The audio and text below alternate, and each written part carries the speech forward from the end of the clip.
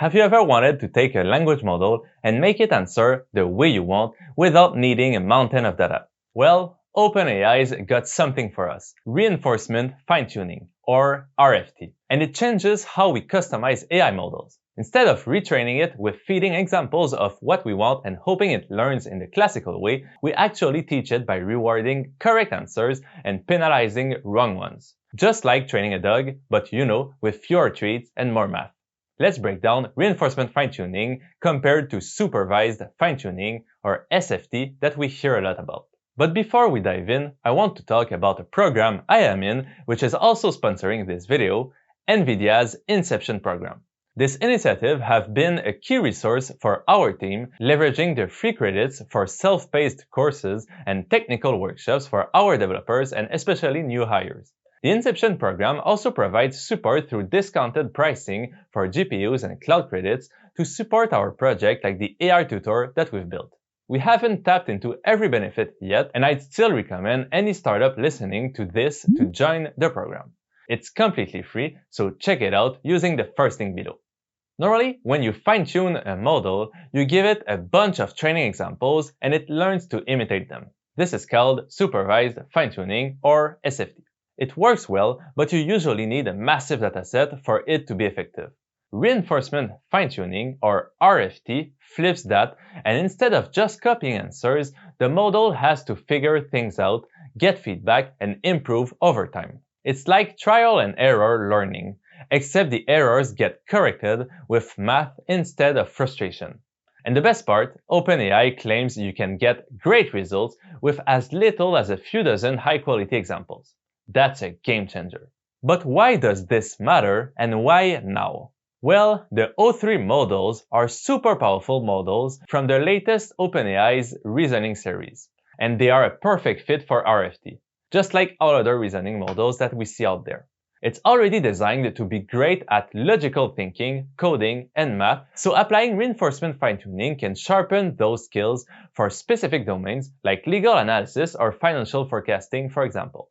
Essentially, instead of having a generalist AI that you want to teach to do math or more complex stuff where you need supervised fine-tuning to learn new concepts, you already have a super powerful model and can just leverage reinforcement fine-tuning to turn it into the expert you need. Both approaches, supervised and reinforcement, essentially have their use that we can discuss in one line. Supervised fine-tuning teaches new things the model does not know yet, like a new language, which is powerful for small and less intelligent models, while reinforcement fine-tuning orients the current model to what we really want to say. It basically aligns the model to our needs, but we need an already powerful model to do that. That is why reasoning models are a perfect fit. I've already covered supervised fine-tuning on the channel if you're interested in that. But now, let's get into how reinforcement fine-tuning actually works. First, you need a dataset. This is your set of tasks or questions along with the correct answer. Let's say you want a model that's great at medical diagnosis. You'd give it a bunch of case descriptions along with the right diagnosis. The key here is that these tasks need to have an objective, verifiable answer. If there's no clear right or wrong answer, RFT doesn't work as well. So this is perfect for things like math, coding, and structured decision making, but not so much for creative writing or opinion-based tasks. Next, you need a way to grade the model's answer. This is where things get interesting. The grader is what determines how good or bad an answer is. It can be simple, like a direct comparison to the correct answer, or more complex, like giving partial credit for close answers. Think about a math test. You get full points if your answer is exactly right. Maybe half points if you show the correct steps but you made a small mistake, and 0 points if you just wrote 42 for everything. Designing a good grader is crucial because it controls the reward signal that drives learning. The grading mechanism in reinforcement fine-tuning plays a crucial role in shaping how a model learns from its output. In RFT, either a separate model or a predefined heuristic evaluates the model's responses against a set of correct answers and assigns scores based on accuracy and relevance. Yes, we can use another language model to score and improve an existing language model. It's becoming quite crazy. This scoring can be binary, correct or incorrect, or more granular, allowing for partial credit, as we discussed. For instance, if we ask for multiple responses, a response may receive full credit if the correct answer is ranked first, partial credit if ranked second, or no credit if it is missing. The ability to assign partial credit is particularly valuable as it enables more nuanced feedback, reinforcing learning when the model's responses are not perfect. This structured feedback helps stabilize and accelerate training, encouraging incremental improvements over time. Evaluation metrics are equally important for assessing the performance of models fine-tuning using RFT. Key metrics include top K accuracy, which evaluates how often the correct answer appears within the top K prediction made by the model. Specifically, for example, we would have the top 1 accuracy, measuring the percentage of times the correct answer is the first response, while the top 5 accuracy assesses how often it appears amongst the top 5 responses. Top max accuracy checks whether the correct answer is included in the output list regardless of its position. This is all assuming we are always asking for multiple answers from the model. These metrics are tracked over time to monitor improvements, allowing for comparative analysis between different models. Together, the grading mechanism and evaluation metrics provide structured feedback and measurable outcomes that enhance our model's reasoning capabilities and ensure effective performance in real-world applications. Then comes the training loop. Here's where the magic happens. The model generates answers, the grader, usually another LLM or our evaluation function, scores them, and then the model updates itself to favor high-scoring answers. OpenAI likely uses Proximal Policy Optimization, or PPO, for this step. If you are not familiar with PPO, it's a reinforcement learning algorithm that's been used before in approaches like RLHF, which is the method behind ChatGPT's behavior tuning, which I covered in a previous video as well. PPO helps the model gradually adjust its responses without making huge unstable jumps in behavior. It's basically a way to refine the model without breaking it. This loop runs over and over until the model starts consistently getting good scores. The results? A fine-tuned model that isn't just copying examples, but has actually learned how to answer the way you want. It's just like how OpenAI's models always answers your questions with a short introduction, a bullet list, and then a short conclusion. Or how it doesn't answer malicious requests. It's all thanks to their own reinforcement fine-tuning step for the ChatGPT models. Of course, you don't just let the model train blindly indefinitely. You need to validate it, making sure it works well on new, unseen examples. If it starts doing well on the training set, but flops on new tasks, that's overfitting. You've basically made an AI that's great at a specific test, but terrible at the real-world application. So we typically hold some examples for testing and check if the model generalizes well. If not, you tweak things, add more examples, adjust the grading criteria, or fine-tune different parameters. Now, if you are wondering how to actually implement this, OpenAI is providing an RFT API that handles a lot of the complexity for you.